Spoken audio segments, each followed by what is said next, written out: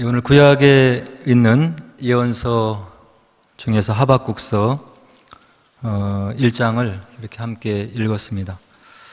오늘 특별히 본문으로 선정한 1절로 11절 그리고 그 이후에 이어지는 하박국 선지자를 통해서 우리에게 주시는 그런 하나님 메시지는 선지자가 보니까 불의가 만연한 것 같아요. 악한 사람이 형통한 것 같고 득세하는 것 같고 공의로운 사람, 정직한 사람들이 피해를 보는 것 같고 그런 현상들이 그때 당시에 이제 이 선지자 눈앞에 많이 펼쳐진 거죠. 야훼 하나님이 전능하시다고 하고 공의롭다고 하고 그리고 선한 사람들을 지켜주신다고 하셨는데 우리 믿음의 선조들이 지켰던 예배했던 그 하나님을 지금 나도 믿고 있는데 세상이 왜 이렇게 불의한지, 그리고 하나님의 공의와 정의, 하나님의 도덕이 땅에 떨어진 것 같고 하나님이 부재하신 것 같고 얼굴을 숨기신 것 같고 하는 그런 탄식들을 하박국 선지자가 이제 계속 이어나가는 거죠. 그래서 우리가 믿고 있는 공의의 하나님이 진정 어디에 계신가? 이 하박국 선지자의 하나님을 향한 질문은 오늘을 살아가는 저와 여러분들의 질문일 수도 있는 것 같아요. 우리 눈에 비춰지는 여러 가지 불의한 현상들, 그리고 악의 세력들, 그리고 도무지 하나님의 뜻이라고 생각할 수 없는 그런 사람들, 그런 일의 결과들이 우리 눈앞에 펼쳐질 때 과연 우리가 믿고 있는 하나님이 이 땅을 그리고 이 세상을 여전히 통치하고 계시는 것인가? 이런 불의와 또 우리의 고난과 고통이 언제까지 지속되고 또 계속될 것인가? 하나님이 어디 계신가? 하나님이 정말로 공의로우신가? 그리고 그분의 공의와 섭리가 오늘 이 시간에도 우리 삶 속에 그대로 임하고 있는가? 이런 질문들을 하박국 선지자도 했고 오늘날 저희들도 할 수가 있는 거죠. 그래서 오늘 하나님 말씀을 살펴보면서 동일한 질문을 던질 수 있는 우리들에게 하박국 선지자를 통해서 주시는 그 응답이 무엇인지, 또 이와 같이 불의하고 그 다음에 하나님의 공의가 땅에 떨어진 것 같은 그런 세상을 살아가는 우리들에게 주시는 지혜가 무엇인지를 함께 좀 살펴보도록 하겠습니다. 하박국 선지자가 등장한 것은 그때 당시에 고대 중동에 바벨론이라고 하는 그런 나라가 있는데 이 나라가 이제 고대 중동의 맹주로 떠오르는 그런 시기였어요. 강국으로 그리고 제국으로 그리고 많은 고대 중동의 주변의 나라들을 정복해 나가면서 큰 제국으로 형성해 나가는 그런 바벨론 나라가 이제 득세를 하는 그런 때였던 거죠. 그러나 이제 아직 하나님의 때가 되지는 않아서 유다를 공격하지는 않았던, 남유다를 멸망하지는 않았던 그런 612년에서 599년 기원전 주님 나시기 전 그런 어간에 이제 하박국 선지자가 활동을 했던 것입니다. 그리고 이제 기원전 예수님 나시기 전 609년에 이 유다 나라에 큰 일이 벌어져요. 무슨 일이 벌어지냐면 남유다에 20명의 왕이 있었는데 그 중에 선왕 중에 하나였던, 하나님께서 인정하시는 왕 중에 하나였던, 그리고 여러 가지 개혁을 주도했던, 하나님을 떠나 있었던 이스라엘 백성들을 다시금 하나님께 마음으로 돌리고 그리고 부패하고 타락했던 종교 여러 가지 지도자들과 체제들을 정비했던 그런 하나님이 인정하신 요시야 왕이 이제 죽게 되는 그런 때가 바로 이 하박국 선지자가 활동했던 그런 역사적인 배경이 되는 거예요. 하나님께서 인정하신 왕, 하나님께서 그리고 이렇게 권위를 주었던 그런 왕, 요시야가 왕이 죽고 나니까 유다 사회가 급속도로 타락을 하는 거예요.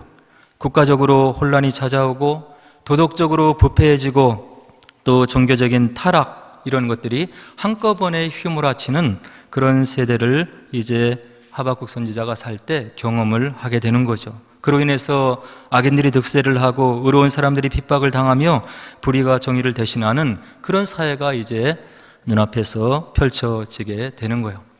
그래서 지도자가 이와 같이 중요한 거예요. 한 사람의 지도자가 무엇이 중요하느냐?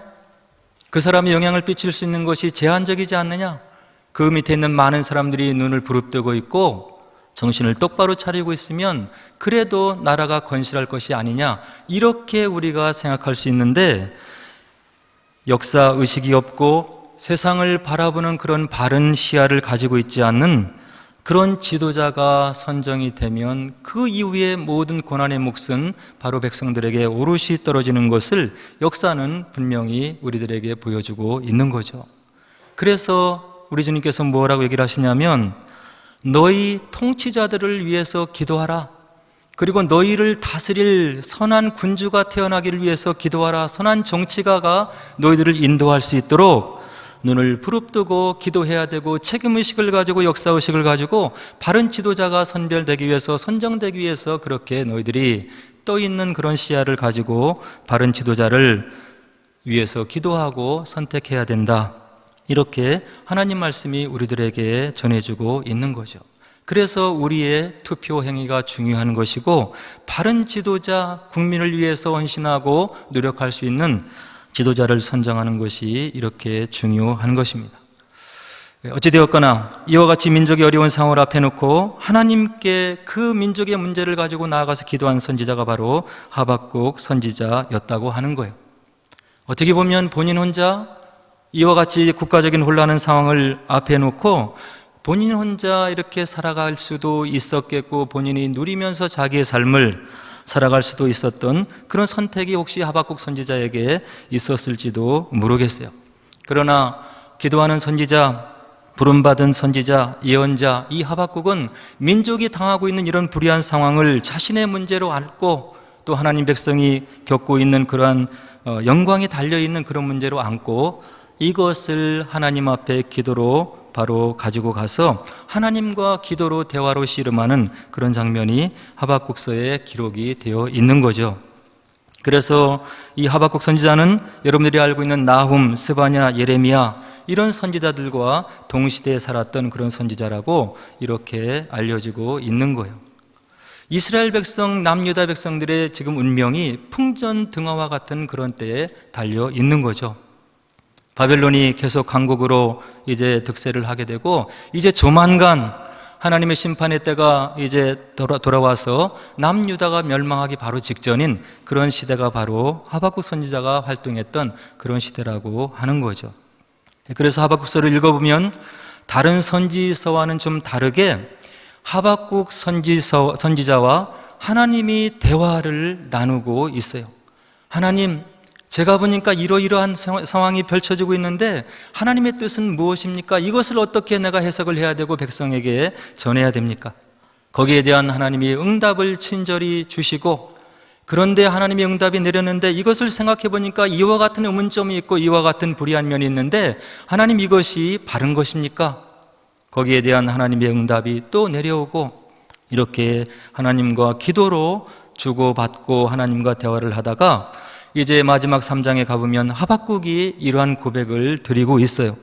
17절로 18절에 보니까 비록 무화과 나무가 무성하지 못하며 포도나무에 열매가 없으며 감람나무에 소출이 없으며 밭에 먹을 것이 없으며 우리의 양이 없으며 외양간에 소가 없을지라도 나는 여호와로 말미암아 즐거워하며 나의 구원의 하나님으로 말미암아 기뻐하리로다.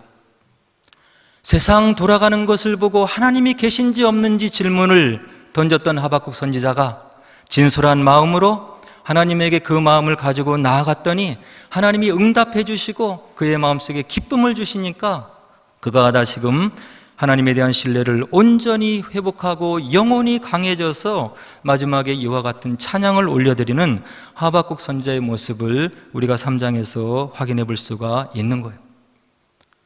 말씀해 주시는 교훈은 무엇입니까? 우리가 보는 눈앞에서, 우리가 살아가는 세상 안에서 우리도 동일한 경험을 하고 있고 하나님에 대해서 의문을, 질문을 던질 수가 있다고 하는 이야기예요. 하박국 선지자가 그것을 회의로 안고 하나님을 멀리 떠나는 것이 아니고 하나님 앞에 정직한 마음으로 그 문제를 가지고 아뢰며 기도했을 때 하나님께서 그 마음 중심을 보시고 응답하시고 다시금 그의 영혼을 소생시켜 주시고 강하게 하시는 우리 하나님의 사랑의 하나님의 모습을 우리가 하박국서에서 알 수가 있는 거죠. 문제는 무엇입니까? 우리들 주변에 있는 외변적인 그런 조건이 중요한 것이 아니고 우리가 어떻게 우리의 주인 대신 하나님과 온전히 교제하며 그분과 영적인 교분을 쌓고 있는지, 그래서 우리 문제 가운데 하나님께서 들어오셔서 응답을 주시면서 우리 마음 가운데 참된 기쁨과 소망을 주시느냐 않느냐에 따라 우리의 믿음의 바로 결정이 이루어진다고 하는 것을 하박국서가 우리들에게 분명히 보여주고 있는 거예요. 문제가 없을 수가 없다고 하는 이야기죠. 단지 우리가 믿음으로 하나님을 어떻게 인정하고 우리 마음속에 다가오는 그런 의문점들을 정직하게 하나님 앞에 가져갈 수 있느냐가 우리의 믿음의 성패를 좌우한다고 하는 이야기예요. 오늘 1절에 보니까 이와 같은 말씀이 기록되어 있어요.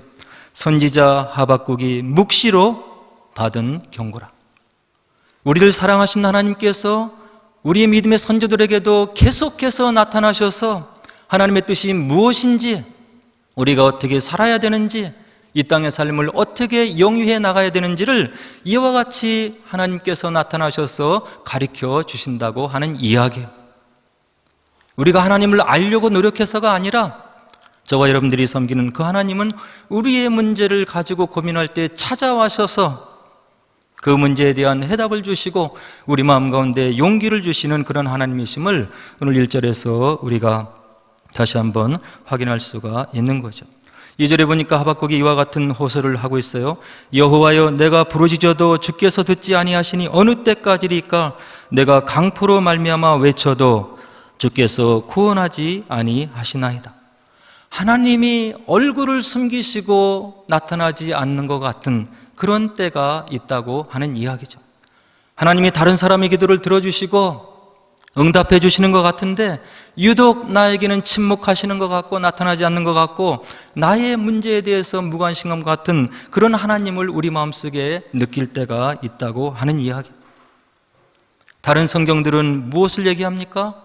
하나님의 이름이 전면에 드러나지 않는 룻기와 에스더서, 그러나 그 이면에서 모든 사건을 주도하고 하나님 믿는 백성들을 끝까지 살피며 인도하고 격려하시는 하나님의 모습, 바로 배후에서 쉼없이 일하시고 택한 백성을 위해서 그 역사를 이어나가시는, 지금도 쉬지 않고 일하신 하나님의 모습을 구약성경 룻기와 에스더서는 우리들에게 분명히 보여주고 있는 거예요.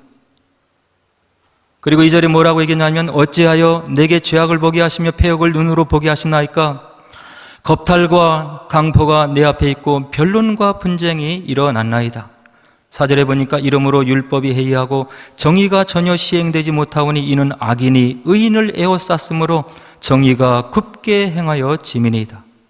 눈앞에 펼쳐지는 불의한 상황들을 하박국이 하나님 앞에 정직하게 고백을 하고 있는 거죠. 오늘 저와 여러분들도 이와 같은 고백을 드릴 수가 있을 거예요.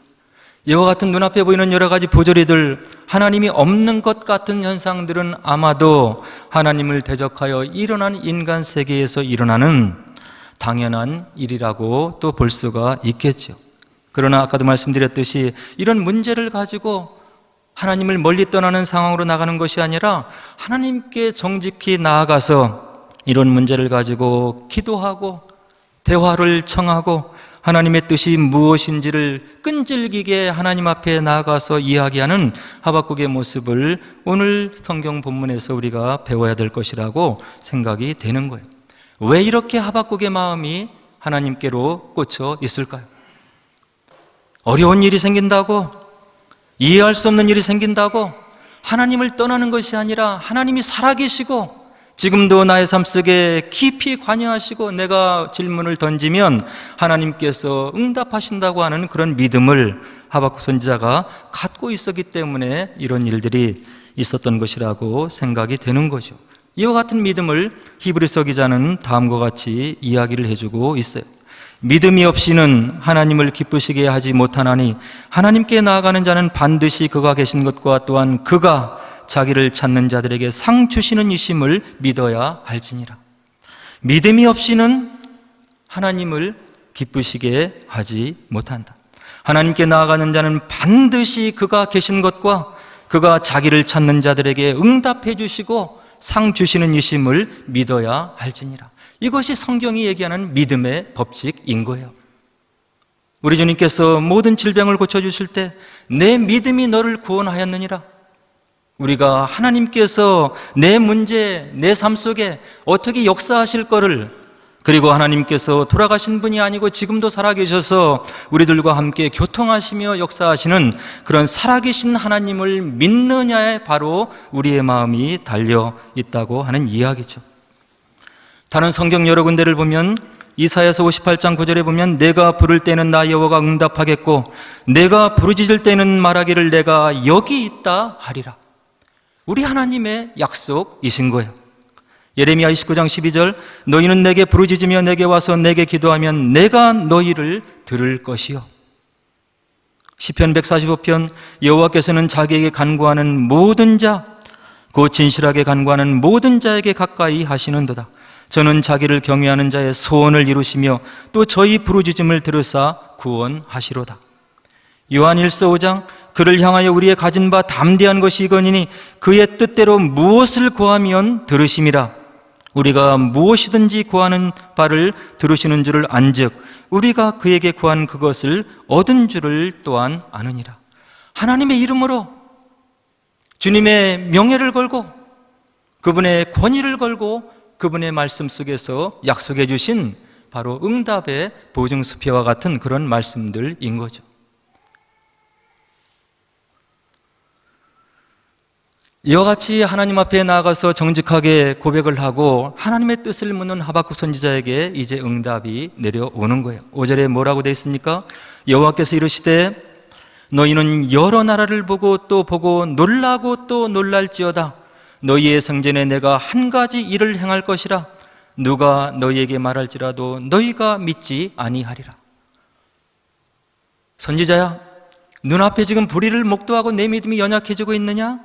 내가 일을 행할 것이다.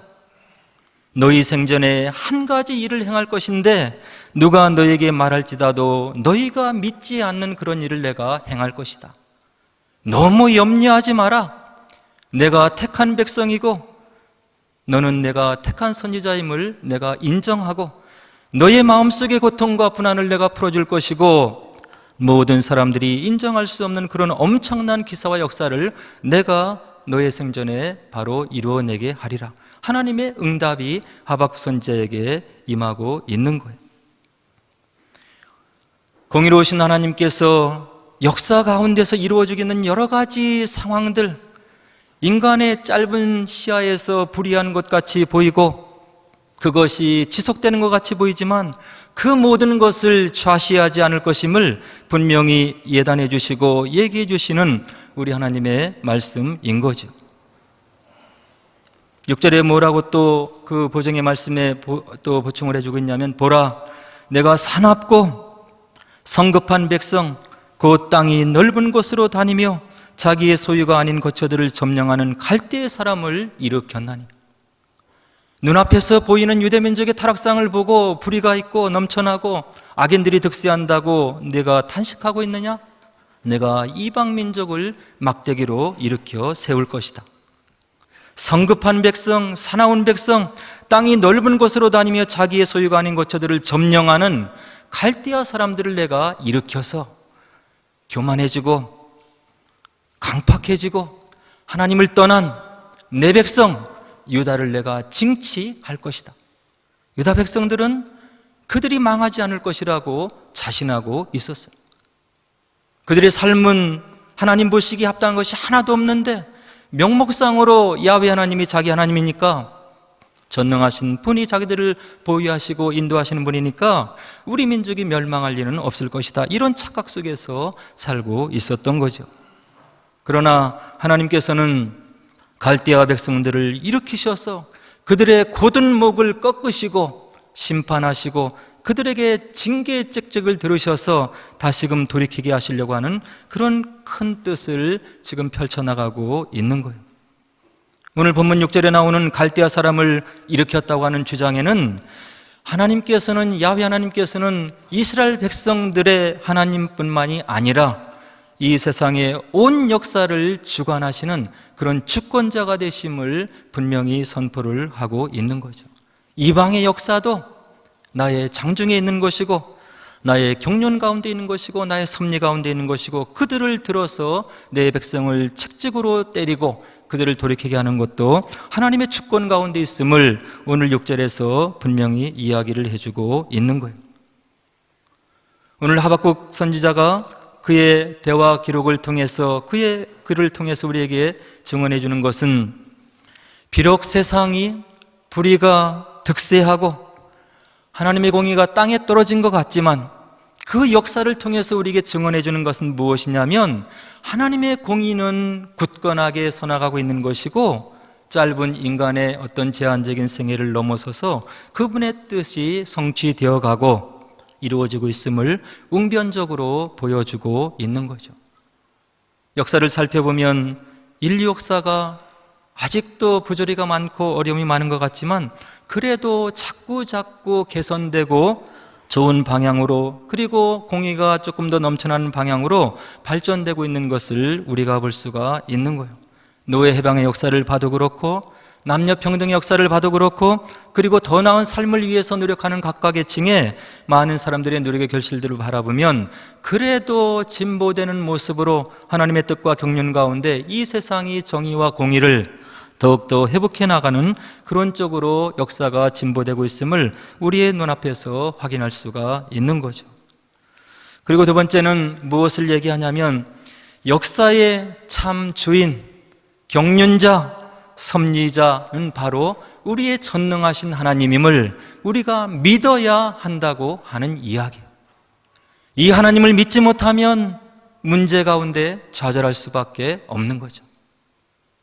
지금 참혹한 현상이 이루어지고, 전쟁을 통해서 무고한 사람들이 죽어가고, 독재자의 욕심을, 야욕을 채우기 위해서 이와 같이 부조리하게 흘러가는 현상들을 보면서 우리들도 하나님이 어디 계신가, 공의가 어디 계신가 얘기할 수 있지만, 그 하나님께서 지금도 이 역사의 수레바퀴를 잡으시고 인도하시고, 그리고 경륜 가운데 하나님의 뜻을 향해서 이 수레바퀴를 굴려나가고 있음을 믿어야 한다는 이야기죠.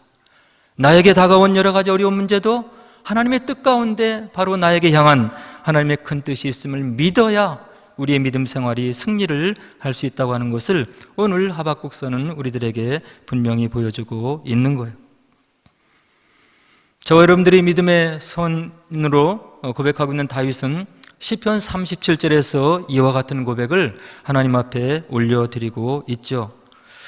악을 행하는 자들 때문에 불평하지 말며 불의를 행하는 자들을 시기하지 말지어다. 그들은 풀과 같이 속히 배임을 당할 것이며 푸른 채소같이 쇠잔할 것이미로다. 여호와를 의뢰하고 선을 행하라. 땅에 머무는 동안 그의 성실을 먹을거리로 삼을지어다. 또 여호와를 기뻐하라. 그가 내 마음의 소원을 내게 이루어 주시리로다. 내 길을 여호와께 맡기라. 그를 의지하면 그가 이루시고 내 의를 빛같이 나타내시며 내 공의를 정의의 빛같이 하시리로다. 여호와 앞에 잠잠하고 참고 기다리라. 자기 길이 형통하며 악한 꾀를 이루는 자 때문에 불평하지 말지어다. 분을 그치고 노를 버리고 불평하지 말라. 오히려 악을 만들 뿐이라. 진실로 악을 행하는 자들은 끊어질 것이나 여호와를 소망하는 자들은 땅을 차지하리로다. 이것이 하나님 말씀이 우리들에게 주는 궁극적인 소망이 되는 거예요.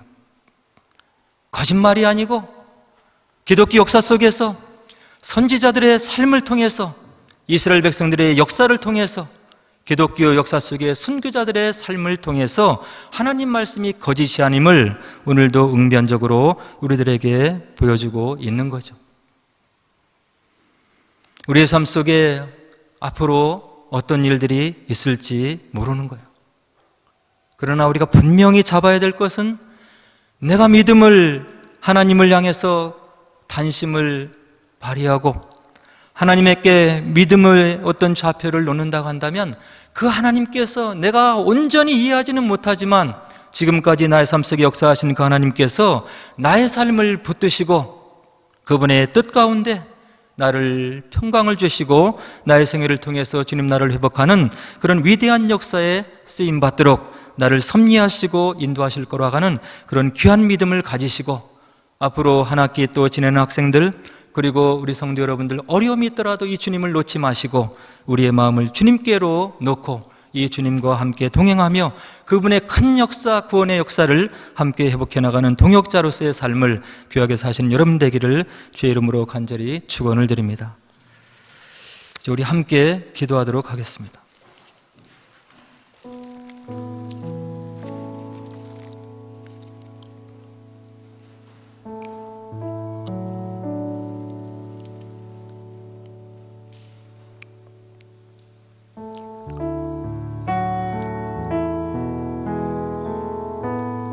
성경의 많은 기록을 살펴보면 우리 믿음의 선조들도 연약할 때가 있었음을 발견하게 됩니다. 역사 속에 생존했던 그 어느 누구 하나도 태어나면서부터 하나님 나라에 갈 때까지 온전한 믿음을 가지고 있었다고 증언해주고 있는 것은 아니죠. 믿음이 출중할 때도 있었고 잘못하여 실족할 때도 있었던 것이 우리 믿음의 선조들의 삶의 기록이라고 하는 것입니다. 오늘 우리도 마찬가지입니다. 우리 믿음의 생활이 주님 앞에 온전하기를 원하는 마음을 가지고 주님의 눈앞에 서서 살아가는 삶이 되기를 원하는 그런 마음을 가지고 있으면 그 단심을 보시고 우리 주님께서 우리와 함께 하신다는 그런 믿음을 가져야 될 것 같습니다.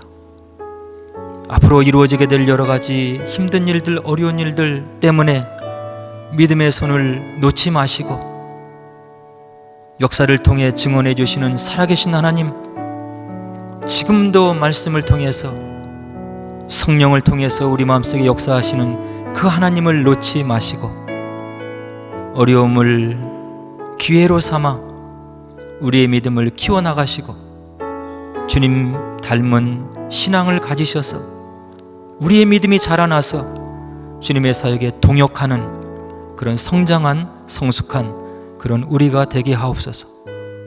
주님께서 도와주시옵소서. 말씀으로 주의 성령으로 우리의 믿음의 여정에 동행하옵소서. 우리 함께 기도하도록 하겠습니다. 기도하겠습니다.